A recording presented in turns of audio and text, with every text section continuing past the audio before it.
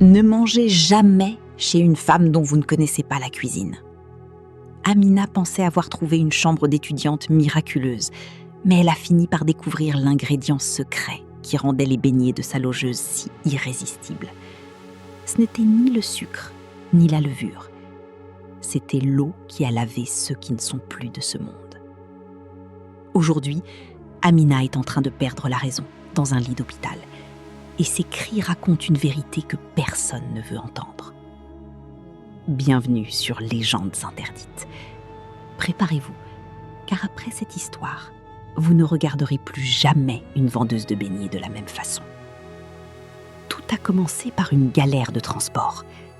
Amina, une jeune fille brillante de la campagne, devait parcourir des kilomètres sous un soleil de plomb pour atteindre son établissement. Ses parents, des cultivateurs modestes, s'inquiétaient de voir leurs fleurs se faner sur les pistes poussiéreuses. C'est là que Mariam, sa meilleure amie, lui proposa l'impensable. « Viens vivre chez moi. Ma mère vend des beignets au marché. On a de la place. Tu pourras étudier tranquille. » Pour Amina, c'était la baraka. Elle ignorait que Mariam ne cherchait pas une amie, mais un témoin. Ou peut-être une proie. La mère, une femme imposante nommée Maman Gâteau, l'accueillit avec un sourire qui ne montait jamais jusqu'aux yeux. Maman Gâteau posa une seule condition, une règle qui semblait simple, mais qui pesait plus lourd qu'un sac de farine. À minuit, le salon appartient aux ombres. Quelle que soit votre soif, quel que soit votre besoin, vous ne devez jamais franchir le seuil de votre chambre entre minuit et 5 heures du matin. Amina, innocente, accepta en riant. De toute façon, je dors tôt. Mais les premières nuits furent étranges. Elle entendait des bruits de battements, comme si quelqu'un frappait la terre avec un pilon invisible.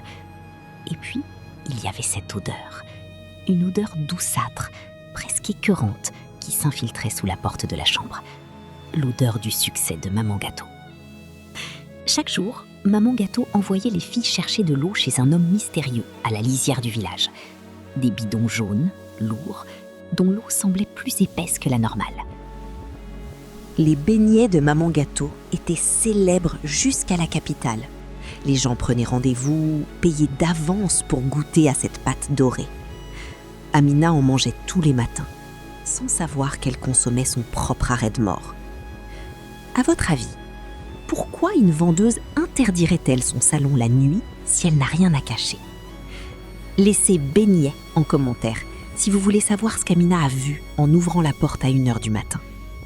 La vérité est plus amère que le fiel.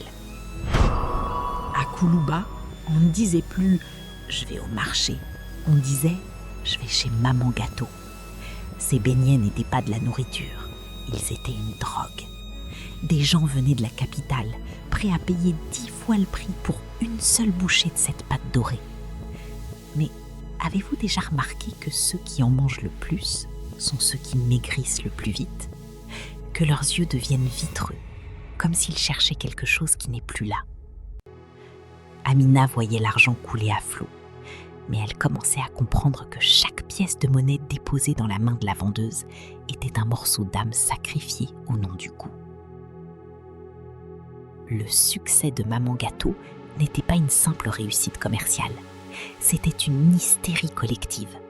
Dès l'aube, avant même que le soleil ne déchire les brumes de la campagne, une file d'attente s'étirait devant sa porte. Des ministres en voiture de luxe, aux paysans en haillons, tous étaient égaux devant l'envie dévorante de goûter à ces beignets. Amina, installée depuis peu, observait ce manège avec une fascination mêlée d'effroi. Elle aidait Mariam à emballer les commandes, mais elle n'avait plus le droit de toucher à la pâte. Maman Gâteau la préparait seule, enfermée, protégeant son secret comme s'il s'agissait du dernier souffle de sa vie. L'argent entrait par sacs entiers, remplissant des coffres cachés sous les lits. Mais l'ambiance dans la maison devenait de plus en plus lourde, saturée par une odeur de friture qui ne ressemblait à aucune autre. Amina commença à remarquer des détails troublants chez les habitués. Il y avait le vieux commerçant du quartier qui achetait 10 beignets chaque matin. En quelques mois, il était passé d'un homme vigoureux à une ombre décharnée, ses dents tombant une à une. Mais son besoin de beignets restait insatiable. Il y avait ces femmes qui pleuraient si les beignets étaient épuisés, comme si on leur arrachait leur propre enfant. Les beignets de Maman Gâteau ne nourrissaient pas le corps. Ils semblaient l'évider de l'intérieur pour y installer un vide insupportable. Amina interrogea Mariam. « Pourquoi tout le monde semble-t-il malade ?» Mariam se contenta de fixer le sol, ses doigts pétrissant nerveusement le bord de son pagne. « Le goût a un prix, Amina. Ne pose pas de questions si tu veux rester ici. » Un après-midi, alors qu'Amina nettoyait la cuisine, elle trouva une jarre de terre cuite oubliée derrière le fourneau. Curieuse, elle souleva le couvercle. Une vapeur grisâtre s'en échappa, portant l'odeur rance de la terre mouillée et de quelque chose d'autre, quelque chose de métallique, comme du sang séché. C'était le ferment que Maman Gâteau utilisait. Ce n'était pas de la levure ordinaire. La pâte semblait bouger d'elle-même, animée par une vie propre. Maman Gâteau apparut soudainement derrière elle, son regard brûlant de fureur. « On ne regarde pas dans la marmite de celle qui te nourrit, petite, » grogna-t-elle. Ce soir-là, Amina ne put avaler un seul morceau de pain. Elle réalisait que la richesse de cette maison était bâtie sur une fondation invisible, un pacte passé avec des forces qui ne mangent pas de farine. C'est alors que Maman Gâteau lui confia une mission particulière. « Puisque tu es là, tu vas accompagner Mariam chercher l'eau spéciale chez Monsieur Lazare. » Elles marchèrent jusqu'à une bâtisse isolée, entourée de murs hauts surmontés de tessons de bouteilles. Monsieur Lazare les attendait avec des bidons jaunes déjà remplis. Il ne souriait jamais. Ses yeux étaient froids et sa peau avait la couleur de la cendre. En portant le bidon, Amina sentit que l'eau était d'une lourdeur anormale.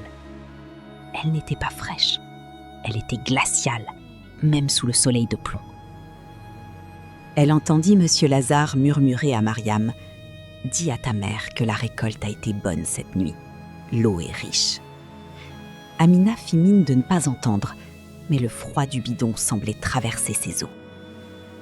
Maman Gâteau est au sommet de sa gloire, mais le prix du succès commence à se voir sur le visage de ses clients.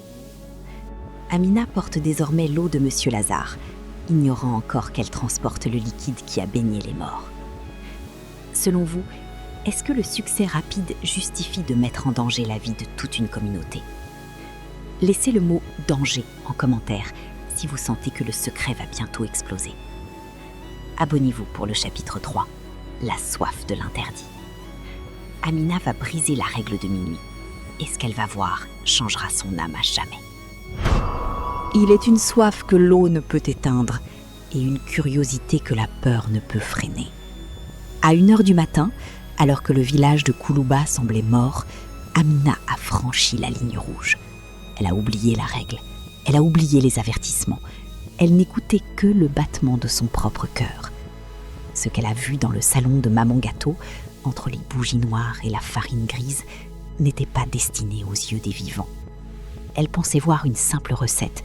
Elle a découvert un pacte avec l'au-delà. Une image gravée à jamais sous ses paupières, qui commence déjà à dévorer sa raison. À partir de cette seconde, Amina ne sera plus jamais seule dans sa tête. La nuit était tombée comme une chape de plomb sur la maison. Dans la petite chambre qu'elle partageait avec Mariam, Amina tournait et se retournait sur son matelas de paille. Une migraine féroce lui martelait les tempes. Une douleur électrique qui semblait née de l'odeur persistante de friture qui imprégnait les murs. Ses lèvres étaient sèches, sa gorge brûlante. Elle réveilla Mariam dans un murmure. « J'ai trop mal à la tête. Tu n'as pas un cachet ?» Mais Mariam, plongée dans un sommeil qui ressemblait plus à une léthargie qu'à un repos, ne répondit qu'en s'enfonçant davantage sous son pagne. La soif devint insupportable. Amina regarda l'heure. 1h du matin. Le territoire interdit de Maman Gâteau. Un cœur lui disait « retourne ». L'autre lui disait « avance ». La soif gagna le combat contre la prudence. Amina se leva, ses pieds nus effleurant le ciment froid du couloir. Le silence de la maison était artificiel, comme si les murs eux-mêmes retenaient leur respiration. Elle ouvrit la porte de la chambre dans un grincement qui lui parut hurler dans toute la concession. Le salon, d'ordinaire si banal, était baigné d'une lueur vacillante. Une lumière orangée et malsaine qui ne venait pas d'une lampe électrique. Amina avança, une main sur la paroi pour ne pas chanceler. L'odeur qu'elle avait sentie les nuits précédentes était là, mais centuplée. Un mélange de graisse chaude, de terre rance et de fleurs fanées. Elle atteignit le coin du salon et se figea, le sang glacé dans ses veines. Au centre de la pièce, Maman Gâteau était là. Elle était nue, sa peau sombre luisant sous la lumière de 12 bougies noires, disposées en un cercle parfait, entrecoupé d'une croix de suif au sol. Elle ne cuisinait pas, elle officiait. Les bidons jaunes de Monsieur Lazare étaient alignés autour d'elle, ouverts, exhalant une buée froide. Maman Gâteau battait la farine dans une immense bassine en bois, mais ses mouvements étaient rythmés par des incantations sourdes, des noms qu'Amina n'avait jamais entendus. Elle versait l'eau des bidons, cette eau épaisse et trouble, tout en parlant à la pâte, comme si elle s'adressait à une divinité affamée. Chaque geste était une prière, chaque mélange était un contrat. Elle ne préparait pas le petit déjeuner du village, elle pétrissait la chair du sacrilège. Amina, cachée derrière le rideau du couloir, vit Maman Gâteau porter une poignée de cette pâte crue à ses lèvres, ses yeux révulsés montrant le blanc de ses pupilles. Le malaise de la gamine se transforma en une terreur viscérale. Elle comprit enfin pourquoi minuit était l'heure de l'ombre. Ce n'était pas de la cuisine, c'était de la nécromancie. La pâte absorbait l'essence de l'eau et l'eau portait les mémoires des défunts de la morgue de Lazare. Amina fit un pas en arrière, mais son talon heurta un tabouret. Dans le silence de mort, le bruit résonna comme un coup de fusil. Maman Gâteau s'immobilisa. Que feriez-vous à sa place ? Partiriez-vous à pied dans la nuit, au risque de vous perdre, ou feriez-vous semblant de n'avoir rien vu pour sauver votre vie ? Laissez le mot « vérité » en commentaire si vous pensez qu'Amina doit parler. Abonnez-vous pour le chapitre 4, l'eau du dernier voyage. Amina va mener son enquête sur Monsieur Lazare et découvrir l'horreur absolue de la morgue.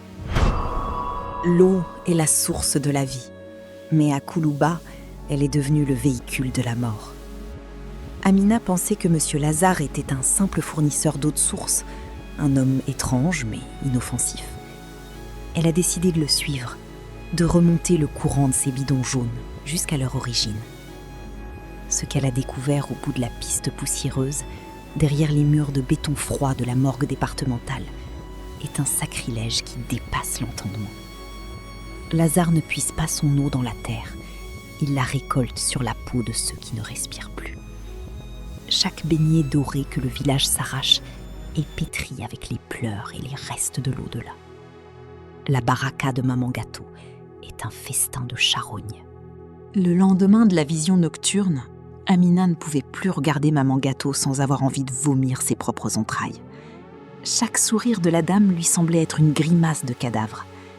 Profitant d'une matinée où Mariam était occupée à la friture, Amina décida de ne pas attendre l'ordre de la corvée d'eau. Elle partit seule, discrètement, vers la bâtisse isolée de Monsieur Lazare. Elle ne portait pas de bidon, elle portait une soif de vérité qui brûlait plus que le soleil de midi.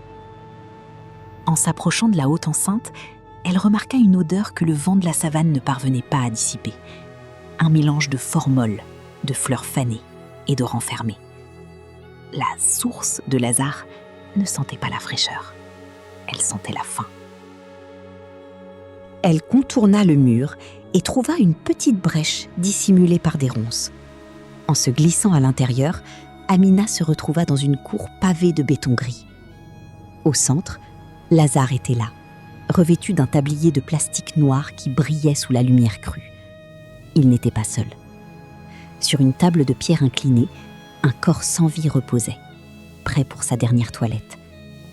Avec une lenteur rituelle, Lazare versait de l'eau sur le défunt, frottant la peau avec une éponge rugueuse. Mais ce qui fit vaciller la raison d'Amina, c'est ce qui se passait en bas de la table. un conduit récupérait cette eau de lavage, cette eau chargée des fluides et des dernières traces des morts, pour la déverser directement dans les bidons jaunes, les bidons que Maman Gâteau utilisait pour sa farine. Le système était d'une efficacité diabolique. Lazare, le laveur de morts de la morgue départementale, avait transformé son métier en une mine d'or mystique. Il vendait l'essence du trépas aux commerçantes avides de succès. L'eau du dernier voyage, comme il l'appelait dans ses murmures, était le liant qui donnait au beignet ce goût addictif et cette texture que tout Koulouba vénérait. En mangeant ces gâteaux, les villageois absorbaient une part de l'ombre, créant un lien spirituel qui les forçait à revenir, encore et encore, comme des esclaves d'un festin funèbre. Amina vit Lazare boucher un bidon avec un bouchon rouge et murmurer « C'est l'ail pour Maman Gâteau.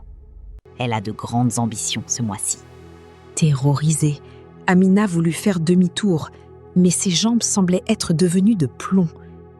Le craquement d'une branche sous son pied brisa le silence de la cour. Lazare s'immobilisa, l'éponge à la main. Il ne tourna pas la tête vers elle, mais son regard se fixa sur le mur où elle se cachait. Un sourire glacial étira ses lèvres. « Tu es venue chercher ta part de vérité, petite ?» lança-t-il d'une voix qui semblait sortir d'un tombeau.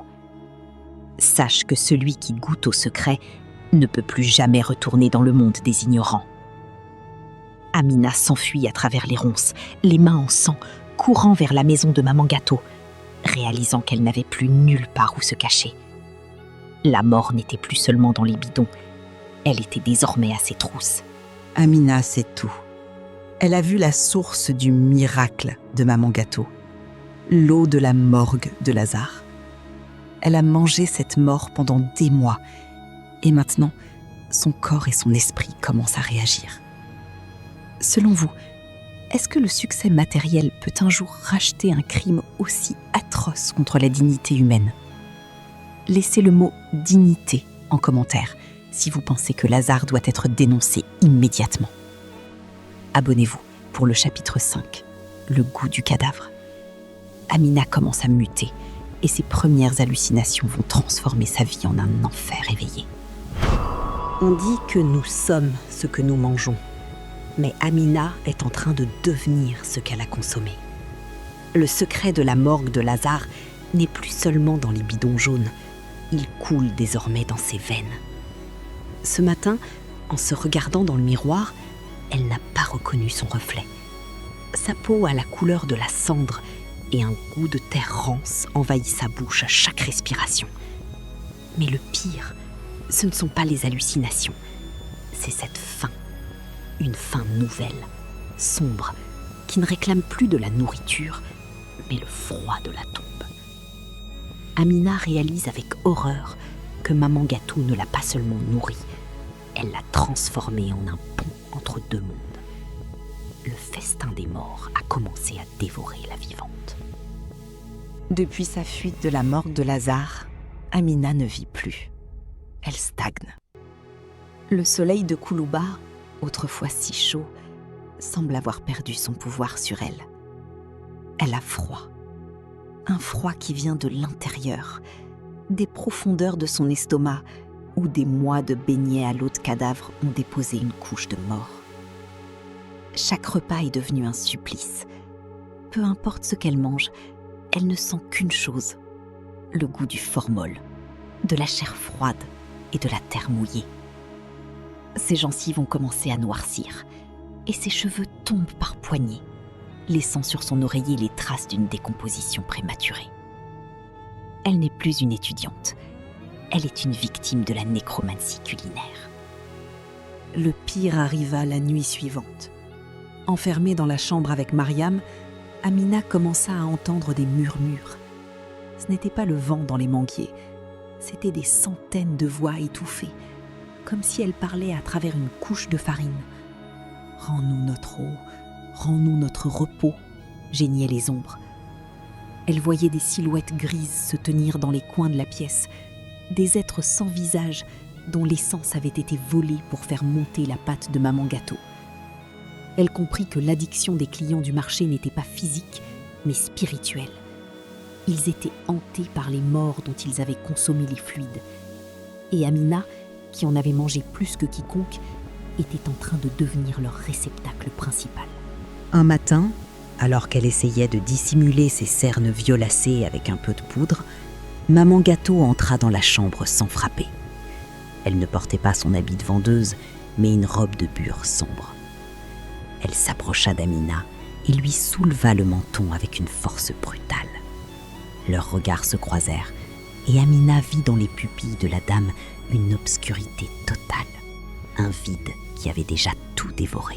« Tu as le goût de la vérité dans la bouche, n'est-ce pas ?» murmura Maman Gâteau avec un sourire qui ne montrait que des dents aiguisées. « Ne résiste pas, Amina. Le sang des morts est plus fort que la volonté des vivants. Bientôt, tu ne seras plus qu'un écho de ma réussite. » Prise d'une panique folle, Amina se rua vers la cuisine pour boire de l'eau, n'importe quelle eau pour rincer ce goût de cadavre. Elle vit les bidons jaunes de Lazare alignés sous l'évier. Une part d'elle-même, une part qu'elle ne contrôlait plus, fut attirée par cette eau trouble. Ses mains tremblaient alors qu'elle s'approchait du liquide maudit. Elle avait horreur de cette eau, mais ses cellules la réclamaient comme une drogue. Elle comprit le piège absolu de Maman Gâteau. Une fois que vous avez goûté à l'au-delà, le monde des vivants devient insipide. Elle tomba à genoux, pleurant des larmes grises, réalisant qu'elle était en train de péter un câble, exactement comme sa tante l'avait décrit aux parents. Amina est en train de changer de nature. La nourriture de Maman Gâteau a transformé son corps en un cimetière vivant. Sa santé s'affaiblit, mais sa connexion avec le monde des morts grandit chaque jour.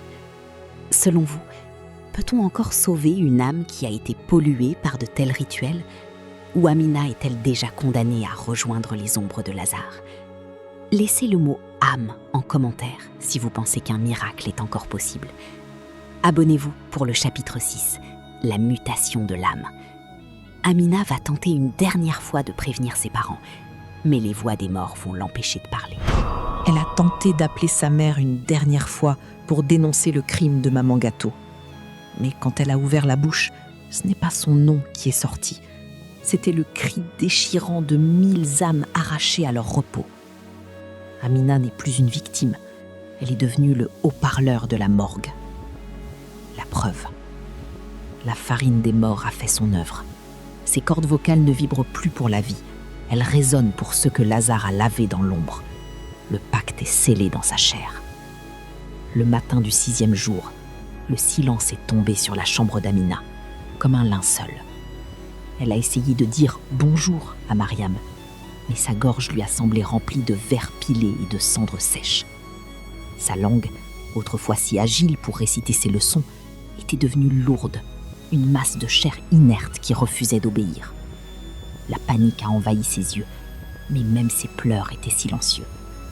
Ce n'était pas une extinction de voix ordinaire. La maladie du sel et l'eau des cadavres avaient fini par pétrifier son larynx.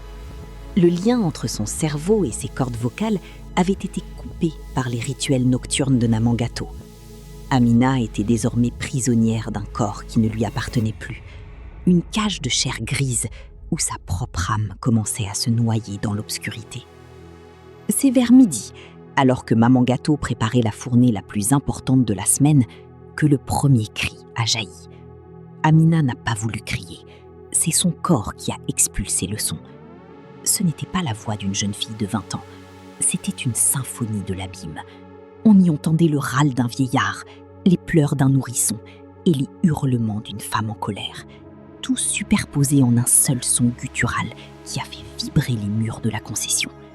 Les oiseaux se sont envolés des manguiers et les voisins ont marqué un temps d'arrêt, se signant de peur. Amina s'est griffé la gorge jusqu'au sang, essayant d'étouffer cette radio des morts qui sortait d'elle. Mais les voix réclamaient leur dû. Elle était devenue l'écho de la morgue de Lazare, le porte-voix de tous ceux dont l'eau de lavage avait servi à pétrir les beignets. Maman Gâteau entra dans la pièce, un plateau de beignets fumant à la main. Elle ne semblait pas effrayée par les sons inhumains qui s'échappaient d'Amina. Au contraire, elle ferma les yeux, savourant ce chaos sonore comme une mélodie sacrée. « Écoute-les, Amina », murmura-t-elle avec une douceur terrifiante. « Ils sont contents. Grâce à toi, ils ont enfin une voix. C'est le prix de ma baraka. Plus tu cries, plus mes beignets seront sucrés demain. » Elle s'approcha et déposa un baiser glacé sur le front de la gamine. Amina vit alors, dans le reflet des yeux de la vendeuse, que son propre visage disparaissait. Ses traits devenaient flous, remplacés par une multitude de visages tourmentés qui se battaient pour prendre le contrôle de ses expressions. L'âme d'Amina n'était plus qu'une petite étincelle, étouffée par un océan de cendres. Dans un dernier élan de volonté, Amina saisit son téléphone. Ses doigts, gris et tremblants, composèrent le numéro de sa tante. L'appel passa. À l'autre bout, la voix inquiète de sa famille. « Amina ? Allô ? Pourquoi tu ne parles pas ?» Amina ouvrit la bouche, espérant qu'un miracle lui rendrait ses mots. Mais au lieu de dire « Aidez-moi », c'est un sifflement de vapeur et le cri d'agonie d'un homme qui sortit du haut-parleur. Sa tante hurla de peur et raccrocha. La technologie elle-même ne pouvait plus porter sa vérité. Le pétage de câbles dont parlaient les parents était consommé. Pour le monde extérieur, Amina était devenue folle. Pour Maman Gâteau, elle était devenue l'ingrédient final. Un réceptacle vivant pour l'énergie des morts. Amina ne parle plus la langue des hommes. Elle hurle la douleur de ceux qu'on a profanés.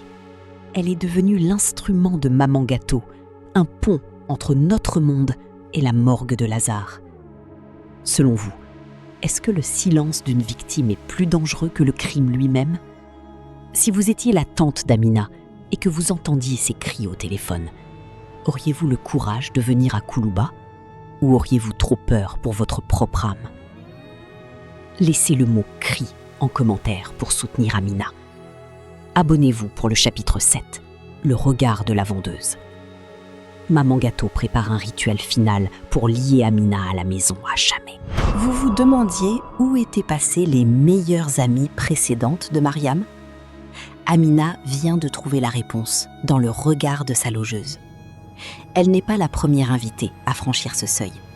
Et selon le plan de Maman Gâteau, elle sera la première à ne jamais en ressortir. À Koulouba, le succès ne se partage pas. Il se nourrit de la jeunesse des innocents. Chaque beignet vendu demande une part d'humanité fraîche. Amina n'est plus une locataire. Elle est devenue le levain humain du prochain empire de Maman Gâteau. Immobilisée par une force qui semble émaner du sol même de la cuisine, Amina fixait l'album que Maman Gâteau feuilletait avec une nostalgie carnassière. Sans pouvoir émettre le moindre mot humain, elle regardait défiler les visages de celles qui l'avaient précédée. Il y avait Sarah, l'étudiante d'il y a 2 ans, puis Fatou, la couturière de l'été dernier. Toutes souriaient au début, puis, au fil des pages, leur peau prenait cette teinte grisâtre, cette apparence de décomposition vivante qu'Amina ressentait désormais dans chaque pore de sa peau. Maman Gâteau tournait les pages avec une fierté de collectionneuse. « Tu vois, Amina, elles sont toutes encore ici.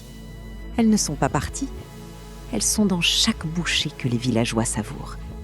Elles sont le secret de ma pâte. Sans une âme jeune pour lier l'eau des morts de Lazare, le goût devient amer. Et toi, tu as une âme si vibrante. » La révélation frappa Amina avec la force d'une lame de fond. Maman Gâteau n'utilisait pas seulement l'eau de la morgue, elle avait besoin d'un pont, d'une personne vivante capable d'absorber la douleur des défunts pour la transformer en cette addiction sucrée qui rendait le village fou. Mariam, la copine d'école, n'était que le rabatteur, la complice silencieuse chargée d'attirer des filles isolées, loin de leur famille, pour nourrir l'ambition de sa mère. Amina comprit que sa perte de voix n'était pas un accident, mais la première étape de sa transformation. Elle était en train d'être préparée. Ses muscles qui semblaient se pétrifier et sa peau qui prenait l'aspect du parchemin n'étaient que les signes que son énergie vitale était aspirée pour charger la prochaine cargaison de beignets. Elle n'était plus une invitée, Elle était devenue une pile mystique dont on épuisait le courant.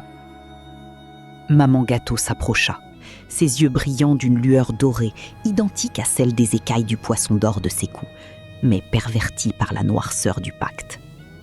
Elle plongea son regard dans celui d'Amina, et cette dernière vit l'enfer. Elle vit les milliers de clients qui, chaque matin, consommaient sans le savoir des fragments de la vie de ces jeunes filles. Elle vit la puissance que Scylla et Lazare tiraient de ce commerce de l'ombre. Le monde appartient à ceux qui osent manger les autres, Amina, murmura la vendeuse en lui caressant les cheveux qui tombaient par mèches entières. Tes parents pensent que tu deviens folle. C'est parfait. Personne ne cherche une folle. Tu vas rester ici, dans l'ombre du salon, et ton cri sera le moteur de ma fortune pour les 10 prochaines années. La terreur d'Amina atteignit son paroxysme lorsqu'elle réalisa qu'elle ne pouvait même pas fermer les yeux. Pour prouver son emprise, Maman Gâteau força Amina à regarder par la fenêtre de la cuisine. Dehors, la file d'attente s'allongeait déjà pour la fournée du lendemain. Des gens normaux, des pères de famille, des enfants, tous attendaient leur dose de mort sucrée. Amina tenta de hurler, de prévenir ces gens qu'ils allaient manger une partie d'elle-même, mais de sa gorge ne sortit qu'un sifflement glacé qui fit frissonner les clients sans qu'ils sachent pourquoi. Maman Gâteau rit, un son sec comme du bois mort. « Leur addiction est ta prison, ma petite. Plus ils t'aiment, plus tu disparais. » Amina comprit alors la cruauté absolue du système. C'était l'amour des villageois pour les beignets qui scellait son destin. Chaque vente était un clou de plus dans son cercueil de chair. Amina connaît désormais le sort des invités. Devenir le moteur invisible d'une réussite diabolique. Elle est piégée dans son propre corps, condamnée à voir sa vie s'évaporer dans une marmite de friture. À votre avis, est-ce que l'ignorance des clients les rend complices du crime de Maman Gâteau ? Si vous saviez qu'un produit que vous adorez est le fruit d'une telle souffrance, auriez-vous la force de vous en passer ? Ou l'addiction serait-elle trop forte ? Laissez le mot « destin » en commentaire pour soutenir Amina. Abonnez-vous pour le chapitre 8, la prison invisible. Amina va tenter une évasion mentale désespérée à travers ses rêves. Quand le corps est enchaîné par la magie noire, l'âme est la seule à pouvoir s'évader. Ce soir, Amina va tenter l'impossible, projeter son agonie dans les rêves de sa tante pour dénoncer le festin de cadavres de Maman Gâteau. Mais dans le monde des ombres, Lazare et ses bidons jaunes montent la garde. Un seul faux pas, et l'esprit d'Amina restera coincé à jamais dans le royaume des morts. La preuve du crime a franchi la frontière du sommeil. Le signal est lancé. Mais le temps presse. Maman Gâteau est déjà en train de préparer le chaudron pour étouffer cette lumière. Dans la chambre glaciale de Koulouba, le corps d'Amina n'était plus qu'une enveloppe de cendres, mais à l'intérieur, son esprit bouillonnait. Profitant du sommeil profond de Mariam et des incantations lointaines de Maman Gâteau qui résonnaient dans le salon, Amina concentra toute sa volonté sur un seul souvenir, le visage de sa tante. Elle ferma ses yeux de chair pour ouvrir son regard intérieur. Lentement, elle sentit son essence se détacher de ses membres pétrifiés. Elle ne traversa pas la porte, elle traversa la matière. Elle s'éleva au-dessus de la concession maudite, voyant pour la première fois d'en haut les bidons jaunes de Lazare briller d'une lueur maléfique dans la cour. Elle était devenue un signal, un cri de lumière pure, filant à travers la savane vers la maison de ses parents. À des lieues de là, la tante d'Amina sombrait dans un sommeil agité. Soudain, le décor de ses rêves se déchira. Elle ne vit plus sa plantation, elle vit la cuisine de Maman Gâteau. Elle sentit l'odeur rance de la farine grise et le froid de l'eau de la morgue. Elle vit Amina, enchaînée à une chaise par des liens de fumée noire, sa gorge obstruée par de la poussière de cadavres. « Ma nièce !» hurla la tante dans son sommeil. Amina tenta de lui montrer l'album des disparus, de lui murmurer le nom de Lazare, mais chaque mot se transformait en un goût de cendre dans le rêve. La tante vit alors Maman Gâteau apparaître dans le songe, une immense cuillère de bois à la main, prête à l'étouffer. La connexion était établie, mais elle était fragile, comme un fil de soie au milieu d'un ouragan. Mais le monde des rêves n'est pas sans gardien. Lazare, depuis son bureau de la morgue, sentit l'anomalie. Il comprit qu'une âme s'échappait. Utilisant l'eau des bidons comme un miroir, il projeta sa propre ombre dans le rêve de la tante. Soudain, l'eau de lavage des morts commença à inonder le paysage onirique, noyant le message d'Amina sous un flot de liquide trouble et froid. La tante vit des corps sans visage sortir de la terre pour l'attraper. Lazare riait, un son métallique qui brisa le lien psychique. Amina fut brutalement ramenée dans son corps à Koulouba, son esprit percutant sa chair avec une violence inouïe. Elle ouvrit les yeux, le visage baigné de larmes de sel, réalisant qu'elle venait de gaspiller ses dernières forces. La tante se réveilla en hurlant, le cœur battant à rompre ses côtes. Elle alluma une lampe, ses mains tremblantes cherchant de l'eau. C'est alors qu'elle vit la marque. Sur sa paume droite, une fine couche de farine grise était apparue, une poussière qui ne partait pas à l'eau et qui sentait le formol. Ce n'était pas un simple cauchemar, c'était un appel à l'aide désespéré. Elle comprit que le pétage de câble d'Amina était un cri de détresse contre une force qu'elle ne pouvait nommer. « Ils sont en train de la manger », murmura-t-elle dans le noir. Sans attendre l'aube, elle réveilla les hommes de la famille. Le signal avait été reçu. Mais à Koulouba, Maman Gâteau sentait déjà l'odeur de la trahison flotter dans l'air. Amina a réussi l'impossible, envoyer une preuve physique de son agonie à travers les rêves. Mais la marque de farine grise sur la main de sa tante est aussi un arrêt de mort si elle n'agisse pas vite. Selon vous, est-ce que l'instinct familial est assez fort pour vaincre les rituels de Maman Gâteau ? Croyez-vous que les rêves sont des messages de l'au-delà ou de simples illusions ? Laissez le mot « signal » en commentaire pour encourager la tante d'Amina. Abonnez-vous pour le chapitre 9. Le rituel de la farine humaine. Le combat final pour l'âme d'Amina commence. Le temps des secrets est terminé. L'heure du sacrifice a sonné. Alors que la famille d'Amina défonce le portail de la concession, Maman Gâteau s'apprête à commettre l'irréparable. Transformer sa nièce en l'ingrédient final de son immortalité. Ce soir, à Koulouba, la farine ne sert plus à nourrir les vivants. Elle sert à emprisonner les morts. La tradition contre la nécromancie. Le sang contre le sel. La confrontation finale commence. Et le prix de la défaite est une éternité de servitude dans une marmite de friture. La maison de Maman Gâteau n'était plus une habitation, c'était devenu un temple de l'ombre. Au centre du salon, la grande bassine de bois vibrait sous une force invisible. Maman Gâteau, possédée par une énergie noire, ne touchait plus le sol.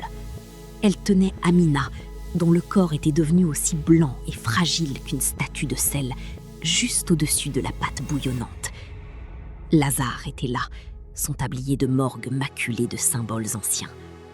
Il versait l'eau la plus sombre, celle récoltée sur les rois et les guerriers tombés, pour donner à la pâte une puissance invincible. « Encore un cri, Amina !» hurlait la vendeuse. « Un dernier cri pour lier ce village à ma main pour l'éternité !» Mais Amina n'avait plus de cri. Elle n'était plus qu'une lueur mourante au milieu d'un océan de farine grise. C'est alors que le bois du portail vola en éclats.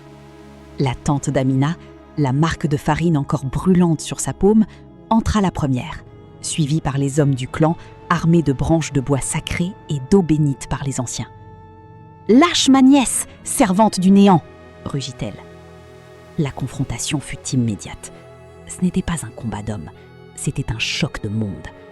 Lazare projeta des jets d'eau de morgue pour éteindre les torches, mais la foi de la famille était un feu que l'obscurité ne pouvait étouffer. Les guerriers du clan entonnèrent les chants de protection que les ancêtres utilisaient contre les dévoreurs d'âmes. L'air dans la pièce devint si épais qu'il était impossible de respirer. La farine volait partout, créant un brouillard de poussière de mort qui aveuglait les assaillants. Maman Gâteau rit, un son qui semblait venir du fond de la terre. Elle utilisa la pâte comme un bouclier vivant, des bras de farine s'élevant de la bassine pour repousser les hommes. Elle était sur le point de plonger Amina dans le mélange pour sceller le rituel. Mais la tante, ignorant le danger, s'élança et saisit l'amulette de cuir d'Amina qui traînait au sol. Elle y versa une goutte d'huile de palme pure et la lança dans la bassine. L'effet fut foudroyant. Le contact de la pureté traditionnelle avec la farine souillée provoqua une explosion de lumière dorée. Le pacte de Maman Gâteau se fissura. La pâte commença à noircir et à gémir, rejetant les mémoires des morts qu'elle avait emprisonnés. Privée de sa source d'énergie, Maman Gâteau retomba lourdement au sol. Lazare, voyant le vent tourner, tenta de s'enfuir avec les derniers bidons, mais les ombres qu'il avait lui-même invoquées se retournèrent contre lui. Les morts de la morgue, enfin libérés par la lumière de l'amulette, entraînèrent le fossoyeur dans l'obscurité du couloir. La maison commença à trembler, les murs de sel s'effritant sous la pluie de bénédictions que la tante récitait sans s'arrêter. Dans le chaos, Tidiane, le cousin d'Amina, parvint à arracher la gamine des griffes de la farine noire. Ils sortirent de la concession juste au moment où le toit s'effondrait, ensevelissant Maman Gâteau et ses secrets sous une tonne de décombres fumants. La bataille pour l'âme d'Amina a laissé le village de Koulouba en ruine. Maman Gâteau a été vaincue par la force du sang et de la tradition. Mais le mal est-il vraiment éteint ? Amina est sauve, mais elle porte encore en elle le goût de la farine humaine. Selon vous, la tradition peut-elle vraiment tout soigner ? Ou certains crimes laissent-ils des cicatrices que même les ancêtres ne peuvent effacer ? Laissez le mot « combat » en commentaire pour honorer la victoire du clan Diop. Abonnez-vous pour le chapitre final, le cri de la campagne. Nous découvrirons le sort ultime d'Amina et ce qu'est devenue la petite Mariam. On pense que le mal s'arrête quand les murs s'effondrent. Mais pour Amina, la prison est désormais à l'intérieur. Maman Gâteau a péri sous les décombres de Koulouba, mais le goût de la morgue ne quitte jamais vraiment celui qui l'a consommé. Aujourd'hui, la campagne crie une vérité que personne n'ose regarder en face. Certaines cicatrices sont des portails qui ne se referment jamais. Le cycle ne s'est pas arrêté. Il a simplement changé de main. Préparez-vous pour la leçon ultime, car le prix de l'ambition se paie sur des générations. Amina est revenue parmi les siens, dans la fraîcheur de la campagne qu'il avait vue naître. Le corps médical n'a jamais pu poser de diagnostic sur sa peau qui reste désespérément grise, ni sur ce silence de plomb qui l'habite désormais. Pour ses parents, c'est un pétage de câble dû au surmenage. Pour sa tante, c'est la marque de l'infamie qu'elles ont combattue à Koulouba. Amina ne parle plus, mais elle écoute. Elle écoute la terre, car elle y entend encore les murmures de ceux que Lazare a profanés. Elle est devenue la gardienne du silence, une sentinelle vivante postée à la frontière de deux mondes. Elle ne mange plus de beignets, elle ne mange plus de gâteaux. Elle ne se nourrit que de racines amères, comme pour purifier son sang de l'eau des morts qui l'a souillé. Qu'est-il advenu des architectes du mal ? Sous les ruines de la concession, on n'a jamais retrouvé le corps de Mariam. Certains disent qu'elle s'est volatilisée dans la fumée noire de l'explosion, d'autres qu'elle erre désormais sur les routes, proposant des beignets aux voyageurs égarés pour essayer de reconstruire l'empire de sa mère. Monsieur Lazare, lui, a disparu de la morgue. Mais depuis cette nuit-là, les familles des défunts racontent que l'eau des robinets de la ville a parfois un goût de farine et de fleurs fanées. Le mal n'a pas été détruit, il a été dispersé. Maman Gâteau est devenue une légende sombre, un nom que les mères chuchotent à leurs filles pour leur apprendre la méfiance. Le succès rapide est un mirage qui cache souvent un puits sans fond. La véritable tragédie d'Amina n'est pas ce qu'elle a vu, mais ce qu'elle a été forcée d'absorber. Elle est le rappel constant que l'avidité humaine ne connaît aucune limite, pas même celle du respect dû aux morts. En Afrique, la nourriture est sacrée. Elle est le lien entre celui qui donne et celui qui reçoit. En brisant ce lien avec l'eau de la morgue, Maman Gâteau a empoisonné l'âme de toute une communauté. La leçon est brutale. Faites attention à la main qui vous nourrit. Derrière un sourire commerçant et un beignet bien doré peut se cacher un pacte qui réclamera votre raison en échange de son goût. L'honnêteté est la seule baraka qui ne laisse pas d'arrière-goût de cendre. Un soir, alors que le soleil se couchait sur la savane, Amina s'est levée et a pointé du doigt à l'horizon. Sa tante s'est approchée. Et pour la première fois en des mois, elle a entendu un son sortir de la bouche de la gamine. Ce n'était pas un cri des morts, c'était un mot. Un seul. Encore. Elle montrait une petite fille du village qui courait vers sa mère avec un sachet de beignets acheté au bord de la route. La tante a compris que le combat ne s'arrêterait jamais. Tant qu'il y aura des hommes assoiffés d'argent facile et des clients ignorants, il y aura des mamans gâteaux et des Lazars. Amina a fermé les yeux, une larme grise coulant sur sa joue. Elle a sauvé son âme, mais elle a perdu son innocence. Le cri de la campagne est un avertissement. Ne vendez jamais votre dignité pour une bouchée de gloire. L'histoire d'Amina s'arrête ici, mais la vôtre continue. Nous vivons dans un monde où le sale pour gagner de l'argent est devenu une norme pour certains.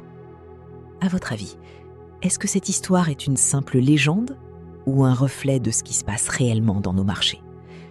Avez-vous déjà ressenti que quelque chose n'allait pas dans ce que vous mangiez? Partagez vos expériences en commentaire avec le mot « racine » pour montrer que vous avez compris la leçon d'Amina. Abonnez-vous à Légende Interdite FR, car la vérité est souvent plus terrifiante que la fiction. Restez vigilants, restez nobles. À bientôt pour une nouvelle plongée dans l'ombre.